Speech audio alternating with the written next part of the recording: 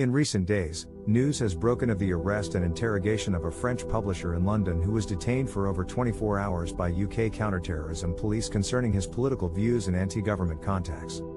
The news has sparked an international outcry, with a group of 12 MEPs writing an open letter to the UK Home Secretary condemning the scandalous treatment of Ernest Murray, whom at the time of his arrest, had travelled to London for a book fair and was set to meet more than 30 publishing contacts.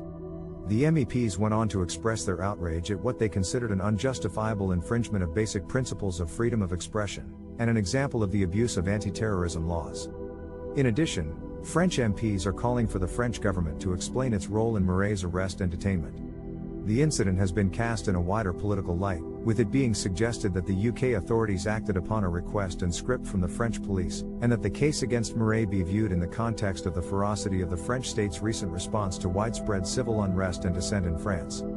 Murray's employers publish a French translation of a book on direct action called How to Blow Up a Pipeline, and its author, Swedish writer Andreas Malm, was quick to join the international condemnation of Murray's arrest, saying that the incident was a blatant assault on the freedom of expression, with British police teaming up with the French, and a blatant assault on the freedom of expression.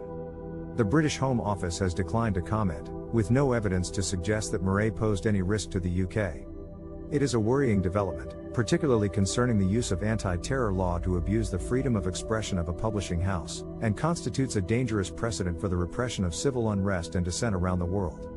The incident serves to highlight the presumption of guilt, civil unrest, and the power of freedom of expression, and to question our unshakable faith in the power of governments to protect its citizens. We should all be asking questions. How far do the authorities go in rooting out political opinion they do not conform to? What is acceptable in terms of the methods used to crack down on dissenting voices? In this YouTube video we will be exploring the story of Ernest Murray's detainment and interrogation by the UK counterterrorism police, which is being hailed as a worrying example of the abuse of anti-terrorism laws, and as a precedent for the repression of civil unrest and dissent around the world. We will speak with representatives from the European Parliament to gain their insight and opinion on the situation at hand, as well as with authors and writers from the publishing company in question, to gain an understanding of what this situation has meant for those affected.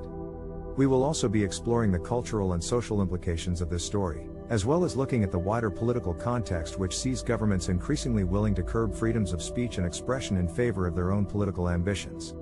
Our goal is to shed light on the details of this story and to start a conversation which will ultimately be beneficial to us all, as citizens of the world and inhabitants of a society where dissent and freedom of expression are essential rights, which are all too often neglected or abused. Let's start by discussing the initial incident and the details of what occurred when Ernest Murray was stopped and detained in London earlier this month.